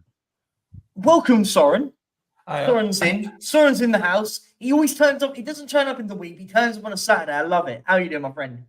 I'm not too bad. Yeah, I normally just get home from work as you're finishing, so I kind of miss you. Oh, fair enough. Fair enough. Or I'm in bed from the night shifts. But no, you just as I turned on, you kind of said what I was about to say with a lot of it. It's interesting to me because obviously Alex is saying the same thing, and I don't mean that disrespectfully. You're saying the same thing as inconsistent. That's what I mean about the Ange situation. And I'm kind of get the feeling it is a little bit like what a few people have said in the comments, that I don't necessarily feel as though he's having a go at Ange. It's more the ownership and whether the ownership will back him. And that's why he kind of doesn't want to throw all his eggs behind Ange Postecoglou, because you kind of do get the worry that if it starts to unravel again in 6, 8, 12, 18 months, you've invested a lot of emotions again for no reason. But I kind of look at it the opposite way and feel that you've got to dissociate. Oh, I'm messing that word up. Disassociate. That's the one, yeah. The owners from the manager, and That's for exactly me, agreed. got to get behind the manager and hope that the board will actually back him, which to me, it looks like we have been backing him, because all the shouts are that, this player is number one, and he wanted this player and he wanted that player. And we seem to have got that type of player in. But I do get where Alex and Coover and them lot are coming from, where you feel that it's not necessarily that you're not getting behind the manager. You're just not getting behind maybe the process and the whole package of what's happening at the moment, because we all know that it always seems to go well. I mean, you look at this time last season, we were sort of in a similar position. The only difference is, I think, this year is we're actually playing some decent football for once, and we're being entertained rather than, even though you come away from the games thinking we've won that game, there's still something missing. Last year, whereas this year you come away from the games, whether you've watched it on TV, whether you've been in the stadium, and you feel like you've got entertained. You feel like you've watched something that you believe in. You can believe in for a change. Whereas, like I say, last year we were all sort of saying, "Oh, look, we're still winning and we're not playing well." The problem was us playing well. We never got any better, did we? Last year we just got worse. Whereas this year, you do, even though we say, we're winning and we're playing well, to me, there's still a belief that it's going to get better, and it will get better, because the team hasn't gelled yet. And this is why, for me, I feel that we've got to get behind what Ange's doing, because if you look at the club as a whole in the footballing sense, compared to last year and the year before, I think a lot has changed. And I think you've got to give credit to that through Ange Postecoglou, a little bit through Daniel Levy, if he's allowing Postecoglou to do that, and just believe that what he's coming out and saying is what's right for a change.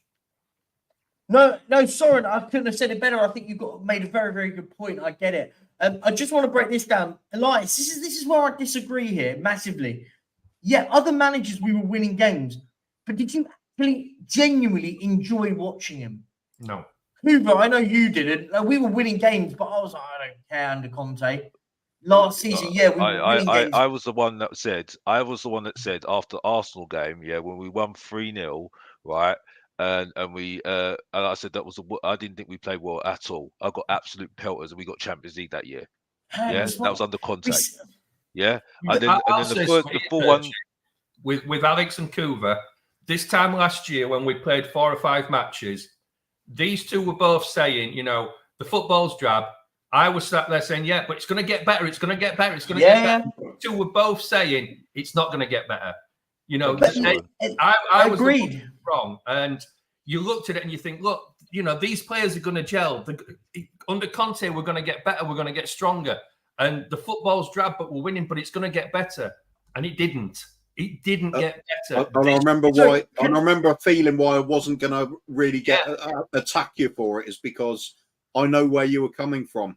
Yeah, it's like the big name manager, and it's the hope, isn't it? It's always the hope that things will improve with the team.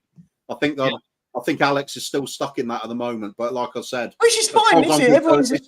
It's the Ange train, and they'll get on when he's ready to. I'm not bothered, guys. And just to complete this on Elias, this is homework, my good friend. Go and do your homework. Ange Postecoglou has never gone down a pragmatic approach at any football club he's been at. So there is no reason. He said it already. He said, I'm not changing the way I play football. I don't care if I'm playing Man City or if I'm playing Hull City. I will be playing this style of football every single week. Yeah. So when you say it'll get pragmatic, it's not going to happen. You're going to enjoy the football, win, lose or draw. We're going to enjoy what we're watching, right? And also to say he's unpredictable at the moment is wrong. He's completely predictable. Everybody knows exactly how it is. I mean, everybody on here will probably remember when Kevin Keegan was in charge of Newcastle and he played that similar way that whatever you score, we'll score more. Now, the year they lost to Liverpool, I think it was Liverpool who won the league that year. Nobody remembers who won it, but everybody remembers Newcastle losing the league because of the way they played and he wouldn't change it. And the football was entertaining and everybody was excited. You were on the edge of your seat watching. And that's what it's going to be like with Tottenham. You won't remember the losses. You'll just remember the wins and the way we play. And that's the morning, Kate. That's the hope your seats calm down a little bit, by the way. That's the thing with the football now, that we know we're going to get stuffed at some point. Yep. And like Alex says, that's where I think he wants to see, when things do start to go a little bit bad with maybe playing the top teams, as to how people back the manager. I don't think it's not just that, Soren. I think it's a long term view as well. When we have bad results against some of the, because I expect us to get beaten badly, but I don't expect the if they are going to get a bit worried about the whole situation, I will start questioning even more further, because I sit there and say, well, this is build. This is the start of a build, which you should have started a long time ago. Yeah, you know what I mean. So the thing is, though, Alex, for me now, we're going to lose, but it's the manner of how we lose for me. If we go out and we lose 4-3, 4-2, but we've put in a performance, that's brilliant. That's what I want to see. I want to come away from that match thinking, if we'd have, if we'd have started attacking half an hour earlier, or we'd have done this or we'd have done that. We've now got a system in place that is what the fans have been crying out for. Where all we're seeing is exciting football. They might go down the other end and score a goal against us, and you kind of think most matches that's going to happen at some point. But to me, it's the excitement of thinking, what's going to happen today? Not, we're probably going to go 1 or 2 down, and then we might start playing football.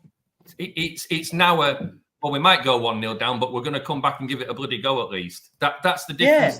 The excitement's there. But Soren, this is it. And I apologize. I don't mean to interject, but I need to break this down, because this is where I feel like we're losing the absolute marbles. And just not changed many things. What? Is he Are what? Is you he? mad? Are you sorry, Elias? I need to break this down because you clearly don't watch football. If you have, no, I'm not even being rude. I'm being honest here. I'm gonna go on a rant here. Ange has not changed many things. Have you seen us this season? We're actually playing football. He still has Dyer, Lloris, Davis, and Højbjerg. Okay, but we can't get rid of every single player at a click of a finger. Yes, we wanted the likes of Dyer and Lloris to go, but they didn't leave. We accepted bid after bid after bid after bid, and they went, "I'm going nowhere." What is the manager meant to do? And then you've gone in with still. That's what's going to come. What's going to happen with a couple of injuries, of course. But you say that about most teams. Yes, you could argue we're one of the thinnest on quality. I agree with that. The drop off from the likes of Maddison to Lo Celso is massive. The drop off from the drop off from like a Van de Ven to a Ben Davies is a big drop off. I get all that, but what are we meant to do? Like everyone say 1 second. Sorry, I'm on a rant now. When I'm on a rant, I'm going on one. Sorry, I'm on one here. Go on. What the football club gets slandered for keeping a hold of these players. We start our best to get rid of as many as we can. Listen, you guys will know. I said this months ago, before when Postecoglou came in, that this season, no expectation because we're still going to have players that we want to get rid of. It could take up to 4 transfer windows to clear and gut this football team out of the really, really poor players. Like, people were moaning that Lloris and Dyer are named in the 25-man squad. What were you expecting? We couldn't get rid of them. What are you expecting? People were trying to make up hypotheticals that, Dyer went to Daniel Levy to get in the squad. No. Otherwise, we're not going to name a 23-man squad or a 24-man squad. It just doesn't make sense. They're at the club. We might as well name them. Doesn't mean they're playing. Be angry if you see Eric Dyer on the bench today. Be annoyed if Hugo Lloris is starting on the bench today. I get all that. I just think at the moment now what's happening is people are creating different things. You're coming up with lies. If you think Ange Postecoglou hasn't changed anything, look at how we're playing right now. Yes, we've got a five game sample size. Yes, maybe you could argue you want a bigger sample size. That's fine. But you cannot come out and say that he's changed nothing. Sorry. Carry on, guys. Sorry, go on, Soren. I was just going to say quickly, it might be a 5-game sample size, but name me 5 games we played this well last year. Yeah. Name me 5 games we actually played well last season. Yeah. It's madness. It's absolute madness. I mean, that's why last few streams, and he kind of always does this. I mean, if you cannot see the difference between the football and the way things are happening at the club this season compared to last season, compared to the season before, then I don't know what you're watching, because to me, it's chalk and cheese. You know, I mean, it's not even. I mean, if this is what we call football that we played so far this season, that stuff that we played last season was not football. In the sense, I mean, I know there's an art to defending, and I know, you know, that some teams do win leagues playing that way, and I get that, but it's not what you want to see as a football fan. Yeah, it's great to come away thinking we've got 3 points, but you still want that excitement. You still want to have come away and thought, do you know what, we've had a bloody great game today. It's been fantastic. It's entertainment, and I can't believe that 90 minutes has gone that quick. Rather than thinking, sorry, again, this is you're right in everything you say. Sorry, I'm on that moment of ranting now, because this is pragmatic doesn't mean defensive. Imagine a highline. Listen, I want us to keep playing this way of football, win, lose, or draw. Against Manchester City, I expect us to play the same style. Arsenal, expect it. I'm not sitting here saying that we're going to win every game of football, right? We're not going to win every game of football, but I want to see this team playing the same style of football every single week. How are we meant to improve if we keep changing it? Oh, well, we're going to go a little bit defensive now because we're playing Arsenal away. No. go out there on the front foot. This is exactly what Tottenham's all about. This is the history of the Tottenham, is playing good football. I grew up watching it. You guys have all grown up watching good football. Now, all of a sudden, we want to change it into this pragmatic, negative football.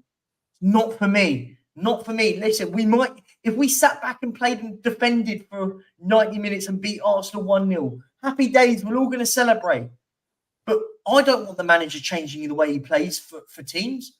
Yes, maybe he sits there and goes, do you know what? Instead of playing, I don't know, instead of maybe in midfield, we play an extra defensive style, a more defensive-minded midfielder, fine. But why? Why are we're playing good football? Why then all of a sudden we're going to sit there and go, nah, we're going to change it now. Let's change it now. We go on, and I mean, Spurs fans, same as every other fan of the club, are delusional. We think we're a big club. So if we are a big club, why should we be changing our way to play other teams? Why should they be the ones changing their way to play us? You know, and I know we're not a Man City before anybody tries to clip it and bring it back to me, but you don't see Man City changing the way they play. You don't see Liverpool necessarily changing the way they play. Sometimes you've got to, and I get it, you've got to change the formation a little bit, but anybody that is delusional enough to think Tottenham, the way they play with this high line, is not going to concede a goal, then you don't understand football. Playing this high line, we will concede goals against the better teams. But the chances are, when we get playing it well and everybody understands the role and we get all the right players in and we get the squad that we need, this will probably win us more games than we'll lose. That's the difference. Now, we might go to Man City and try and play against them the way we're playing, and we might get stuffed. Now, this is when the fans have to stand up and think, do you know what? It's one game. We expect to lose a game or two every season. We've lost to the best team in the league. If we go to a Sheffield United and lose 6-0, then you question the way it's going. Okay. Last one. No, look. But I need to come back at this. No, 1 second. Listen. I agree with it at this point. I agree. Yes, he made a mistake. But that doesn't then... One problem doesn't circumvent every good thing. One bad thing doesn't nullify 10 good things, right? It's like when you hear about when people, it's the same when you hear about when I mean, it's a crazy change of subject, but when you hear about these people that say about these prolific murderers that go out and go, oh yeah, well, he was a very nice person. Yeah, one good thing doesn't change 15,000 bad things. Yes, I agree. But the Sanchez penalty wouldn't have been on the manager. That would have been people putting their hands up. That's not on the manager. Players put their hand up and say, I'll take one. If 4 people put their hands up and go, I need one more, at least one more, and he goes, fine, I'll take it. And how do we know this? And how do we know this, Perchy? Because ex-players have said that's the way it works in World Cup. Everybody, go and watch podcasts with ex-players. They say when a penalty shootout comes, because they always say, is it the manager that picks the 5 that go first, or is it the players? He said, no. The manager will pick the 5, but he asks the players who wants to take one, and they all put their hands up, and then I decide the order on the 5 players. So when we blame the manager, blame the other players on the pitch that didn't put their hands up. This is the point. People play too much FIFA, too much Football Manager, and don't realise what happens in the real world. Sorry, that's just what it is. Penalty shootout. Sorry, Alex, just a second. Penalty shootouts are not about player skill. It's about mentality. It's about holding your nerve. Yeah. Players have said this many, many times. It's a well-known fact. I just wanted you to say something, Cooper, because I think you were going to say something earlier, because I should just do things on my channel more, because I know you was going to say something earlier or something like that. You got I don't know what you were going to say, but you're going to say something. It's all cool. I mean, Elias, I mean, I'm not going to go too heavily on Elias because I don't get on with him anyway.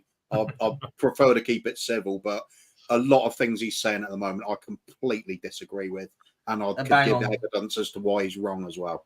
Exactly. I just want to say as well about the whole Fulham game. Yeah, that's exactly why he wanted to play that side, because he wanted to see the second team to see if we have injuries. I know there was loads of changes, and I understand that maybe you should not have loads of changes. Maybe have a captain there as well.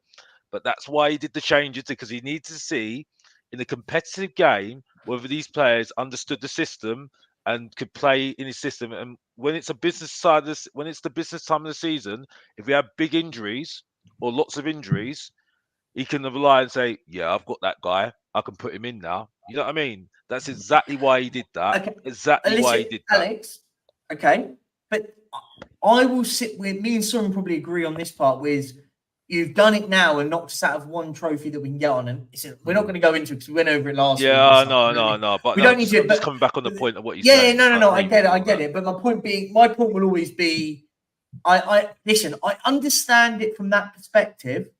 I will always sit there and be critical and go, oh, well, do you know what? It's now knocked us out of a trophy that we could have won, right? But listen, we don't have to go into the one thing I will say, as long as now it means that he now knows the 11 that play are the 11 that play, right? Does that make sense? The 11, he now knows I can't trust these players. I have to trust in these small pool of players, right? That's what we're going to be at now. Well, that's why Sanchez left. That's why Sanchez left. Well, I don't think he left. I don't think necessarily left because of that game. Yeah, but I think Sanchez left because he was the only. Sanchez left because he was the only one willing to go. That's the. Fair enough. We could get money for him. I mean, we could get money. The thing is with the Fulham game, I think the four of us have different opinions. Kuva and Alex kind of agree. Me and you kind of agree, but we all have a little bit of a difference. He made a mistake. The game's gone. We've lost it. Yeah, we moved on from it. We've won a game since then anyway. Yeah. Whether we agree with why he did it or whether we agree, disagree, it doesn't really matter now. The most important thing is Saturday today, isn't it? Today's game. Let's not worry about what happened against Fulham anymore, because whether we kind of don't agree, but we agree, and yet just move on. It's finished with. Who cares what happened against Fulham now? We can't go back and change it, so move on. Yeah. Just give up on it, Elias. Give up. Yeah, no, I agree. Guys in the chat, guys, we're going to go for another 15 more minutes and I've got to shoot off anyway. Guys, can we get to 100 likes? There's 39 away. Please, if you're in the chat and you haven't, smash the like button. We're going to go on and just have a little chat quickly before about the game today, because we've got a game today. We're playing Sheffield United. Who's excited, right? Who's excited? I think we're going to win. What are we predicting? I've said 3-0 today. Comfortable 3-0 win. Alex? Oh, anyone, it doesn't matter. Whoever wants to go first. Go on now. 3-1, Tottenham. Okay. Yeah, I think 3-1. I think it's way too negative. I was going 7-3 to start with. But then somebody said, "Oh, Doggy does score," and I thought, "Oh yeah, I'll have some of that as well." So Can I just say, we kind of come out and say 3-1 or 2-0. It could be absolutely anything. Yeah, that's the great thing, isn't it? It's not like last year where you think, well, we know we're going to concede first goal, maybe 2, and then we'll come back and maybe win 3-2 or we'll lose 3-2 or whatever. You just look at it and you think, do you know what? We could, to me, 3-1's a sensible score, but what's sensible about the way we play anymore? It probably could be 6-3, 6-4. Yeah. Or it could be 6-0, or it could be 1-0, or I mean, it's not going to be 0-0. I think that's the only surefire way. Yeah, we're guaranteed it won't be. Take the United game, for example. There were 40 shots on goal in that game. Yeah. Only need a quarter of them to go in. You've got an insane scoreline. The two things I think that we could possibly say is it won't be 0-0, and Mickey van den Ven might score an own goal. I think. And Eric Dyer will score a hat trick. If Dyer's not, we're letting goals. We're letting goals. Yeah, I think I'm more worried about the Arsenal game, because if we beat Arsenal, oh my gosh. I was talking to my dad about it, and I'm sitting there thinking, oh my gosh, if we beat Arsenal, oh my gosh, you will not be able to suppress this fan base. Oh, put it this way, Alex, if we beat Arsenal, I'm coming on your channel and I'm giving it some. I am 100%. We're all going on Alex's channel. That's where I just think if we can get a draw out of Arsenal, I think it'll keep it calm. It will keep it calm. Not that I would want us to win. I just think it just at the moment too early. It depends how we beat them. Exactly. I mean, if it's a tight thing, and I mean, again, against Arsenal, I think there's going to be so many goals. It's not going to be tight. But you kind of look at Arsenal and think it will be a 4-3-5-4, whatever way around it's going to be. But it's the manner of how we play Arsenal, how we play Liverpool, how we play City. It's if we go out and we lose to Arsenal, and as much as it's going to hurt, and it always hurts when we lose to Arsenal, because every time we lose to them, you feel as though we've not turned up. If we turn up and we try and we lose, you kind of come away thinking, do you know what? We gave it a go at least. At least we gave it a go. Wait till we get them back to our place. If we go there and we win, yeah, of course you're going to be delusional. Of course we're all going to shout. It's part of the hysteria of that game. It's part of the moment. But again, every game that we keep going and we keep where we're not losing, whether we draw, whether we win, you can't help. And I'm sure deep down somewhere in you, even Alex, there's got to be a little point saying, "Oh, do you know what? This could be exciting this season." I mean, the point where it drops off is when we lose. It's not going to be when we lose 1 or 2 in a row. It's going to be if we lose 3, 4, 5 in a row. That's where all of a sudden the house comes down. But look, against Arsenal, you're right. I'll get back to that. I'm sorry, Soren and Perchin, Soren, you both still whinge and say, "Let's not talk about," but every chance we haven't. Alex brought it up. We made a point that we spoke about it last week and we moved on from it, right? Well, I don't get that. I don't get that one. Don't get it. We've moved on from that completely. We're literally talking about how excited we are for the game. So I don't get where we're whinging. I think we're gonna do really well. I think it is with that though, Perchy. All 4 of us have probably been on so many streams recently talking about Fulham that you kind of. You know, we're all saying the same thing on every stream. You know, we've got our beliefs. Alex has got his, Kuva's got his, you've got yours, I've got mine. Yeah. And although we kind of come together at the end, as in we agree with what might have been wrong and what might not have been, it's the getting there that we kind of disagree on the most. But that's many times. Football, right? That's football, isn't it? That's football. Yeah, but we've said it so many times that you just need to move on from it. That's the problem. We weren't even. I've moved on from it. I've said what I've said on my channel already about it. I don't get where we've been whining about it. We moved on from that ages ago. It was the comments section that dragged this back to the conversation. It was Elias that said it.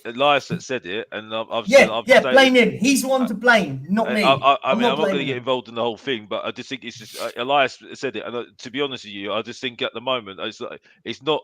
Listen, it's not the same. It's not the same like Conte, Mourinho. No, the only thing that's the same is that we're in good form. But the football is best football since Poch all day long. I think it's close to being on par. It may be better at the moment. Yeah, exactly. So this is the thing. I'm seeing people moving and passing, and I'm seeing goals from other people, not just one man. Other people. Hang on, I agree with you. I'm seeing Emerson scoring from outside the box, who's the most bang average footballer in Tottenham, by the way. Yeah. So I'm sorry, I'm not hearing it. You know what I mean? I'm going to give him that. I'm going to give him that. At the moment, Alex, and I'm sure you'll agree with me. Kuba definitely does. That everybody has an opinion, and everybody's opinion is right as long as it agrees with me and Perchy. I love it, Soren. I love it. Tongue in cheek. I'm going to say it. You're getting on Mr. Box Office's level a little bit now, but he's starting to understand how it goes now. You know what I mean? You're starting to get it now a little bit. Yeah. You know what I mean? I'm getting there. As I always say, everybody else is allowed to be wrong. It's okay. Yeah, exactly. I'm right, you're wrong. That's the rules. It's my channel. Say it on your channel, and you'll be right on your own channel. Not on mine. I'm right.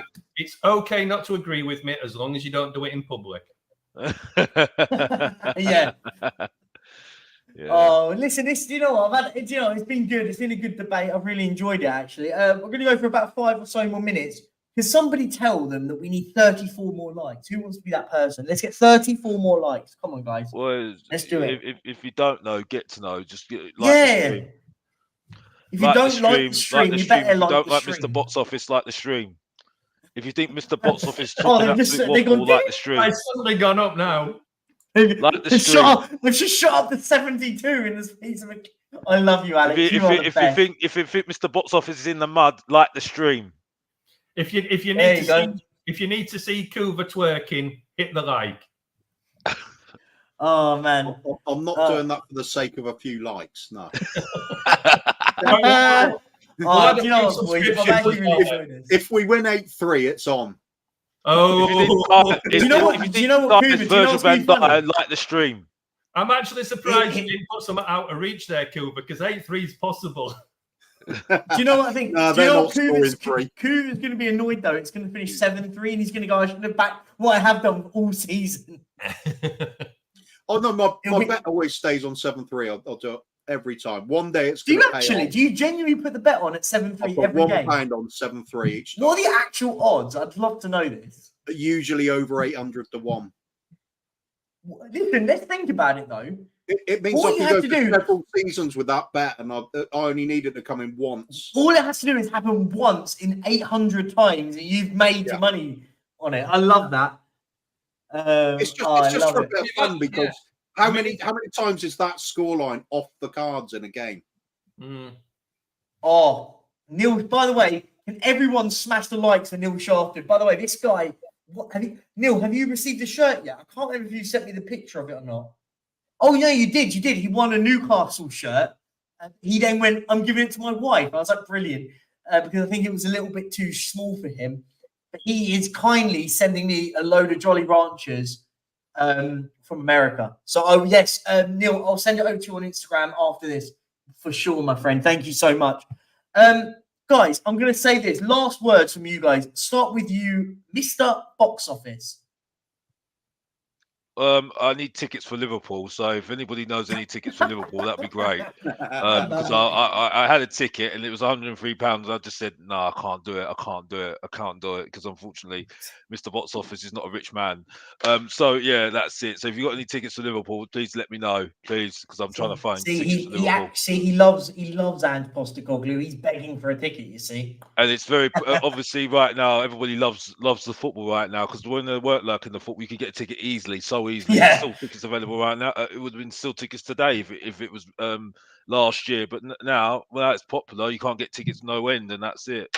So yeah, if you can give me ticket, if you can, anybody knows anybody got tickets. Go and get Mr. Box Office a ticket because he loves Ange Postecoglou so much. Up to £100, not over £100. I might be able to help you, Alex. Send me a message on WhatsApp. You've got my number. Yeah, I know somebody who was trying to get rid of one. Oh, thanks. Thank you. I'm not saying it's still there, but I might, Yeah. Thank you. And on that, Soren, final words from you, my friend. Final words from me is, doesn't matter whether we believe in what's happening or not. Let's just get behind the team. Like Kuba keeps saying, the double's on. So, let's just believe for a bit. We've all got different opinions. We've all got, different ways of what we want to support the club in. But at the end of the day, we're fans of Tottenham Hotspur. Let's just get behind them and smash those likes. Thank you. Yeah, big up to you, my friend. And Kuba, final words from you, a legend yourself. Oh, me again? Oh, sorry, Kuba. I like that. Well you've got your backdrops are legendary, mate. Of course it is, yeah. Yeah, as far as I'm concerned, I'm on the Ange train. A lot of other people are as well. This train's stopping for nobody. We're going to have a few bumps. We're going to slam into a few obstacles, but we're going forward again. And everybody that's not on at the moment, I'm not going to have a go at you. You're welcome. Just get on board when you're ready. Because stop at the next station, whatever. When you're ready, just hop on because it's going to be fun times ahead. And this train's really going somewhere. This is the first manager in my lifetime that's come in. And from day one, I have total belief in him. The first time, and I've been supporting for 47 years. There is something about this bloke. I can't quite put my finger on it. Maybe it's the fact he's one of us. He's the regular bloke in the street. He's the one that's been told, you can't do this. You're not good enough for this. No, you won't. And he just says, you know what, hell with you. Don't you think the difference between him is that he feels like he doesn't feel he's better than the club? He's not doing us a favor. He's come in and humble. He's glad of his opportunity, but he also knows he believes in himself to be able to do the job. That's the difference between him and say Mourinho and Conte, that you always felt like it was a privilege to have them. Whereas you've got Ange Postecoglou, and you feel as though we feel like we're going to be lucky to have him, but it doesn't feel as though we should be, bowing down to him because he's chosen our club. That's the difference. Yeah, I agree. I think we've all been talking about if we're going to win things under the present ownership, we're going to need a miracle worker that can win things from being an underdog. I believe this is that man. I agree, Cooper, mate. Yeah, bang on. I'll echo what you just said. Listen, thing is if you got early onto the Ange train, you get to sit in the nice plush VIP seats. The rest of you are going to get on into you lot are going to be in third class at the back, having to hold on tightly. All welcome as equals, as far as I'm concerned. Welcome. Just get on when you're ready. We sat in the nice comfy seats because we got on early. But on a serious level, listen, I agree with everything there. Listen, I love having these debates. It's always good on a Saturday morning, just before a game. And guys, yeah, listen, final thoughts from me. Listen, I agree with everything Cooper said. Just enjoy the ride right now. Listen, we've been going through some really, really poor times of football. All aboard, join the train, get involved, have fun. Listen, we're going to enjoy it. Everyone's going to enjoy it. We love it. We love how it's going to be. And guys, before you go, can 19 of you smash the like button before we go? I'm going to quickly, let me quickly do it now. I'm going to redirect you guys over to Dave. Big Dave is going live in about 4 minutes. So I want you all to go over there and smash the likes over on his channel as well. If I can find his link, which I can't. Oh, no, there it is. Found it. There it is. He's starting now. Yeah, he's starting in 4 minutes. I've redirected for Dave. So he gets all you guys go over there. Go and smash over. Do someone think of a nice hashtag to send over there. Perchy sent me here. Perchy forced me to come here. Perchy's Pocket Rocket. Perchy's Pocket Rocket. Yes, that's the one. I want hashtag Perchy's Pocket Rocket sent in the Irish Hotspurs stream now. Guys, thank you so much for coming on this, and thank you all for watching. Thank you guys, obviously, for joining. Guys, go over and subscribe to the 3 Spurs Boys and Mr. Box Office TV. I don't know which way I'm pointing. I think that's the right way. So, guys, go over there and subscribe to these amazing people. Thank you so much for coming along. Come on, you Spurs. 3-0. We're winning today. And I'll see you guys with a guy that could only manage a draw yesterday. Peace out. And here's Kane. He sits on Tottenham's loftiest perch, beyond even the great Greaves. Spurs' most lavish scorer.